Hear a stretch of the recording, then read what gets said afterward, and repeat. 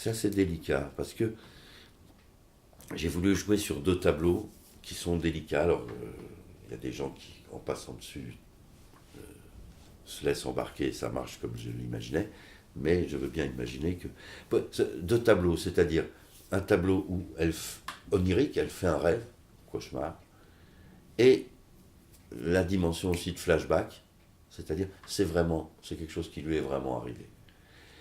Mais je ne l'appuie pas beaucoup, parce que je ne voulais pas faire un flashback.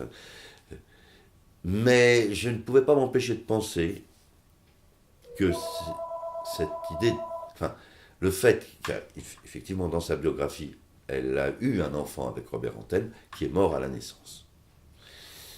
Et dans la douleur, dans le récit, Duras, elle n'en parle pas sauf une ligne, elle nous le dit. Mais comme ça, comme je vous le fais. On parle d'autre chose et tout d'un coup, moi, mon fils, quand il est mort à la naissance, elle nous l'apprend. Elle n'en parle plus. Je voulais retrouver cette chose-là qui est, quand on le lit, évidemment, c'est pas pareil à la lecture, mais on se demande si on l'a vraiment lu. Je sais pas si tout le monde fait comme ça, mais moi, je suis revenu. Je me dis, attends, ils ont eu un gosse? Vous voyez? C'est un truc énorme. Elle nous raconte les relations avec l'absence de son mari, donc avec son mari en quelque sorte. Et elle nous dit en une phrase que, ah oui, tiens, entre parenthèses, il y a 2 ans, on a eu un enfant, il est mort.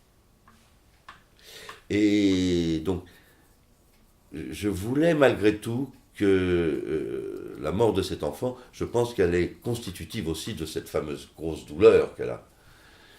Et ça me paraissait intéressant de le stipuler. Et au-delà de ça, convoquer en gros plan ce bébé, ce visage de bébé mort, était d'une certaine manière convoquer la mort dans le film. Et ma foi, il s'agit de ça.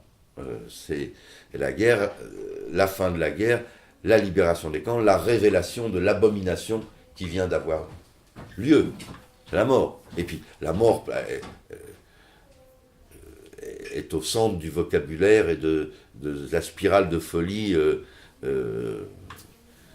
dans lequel tombe Marguerite.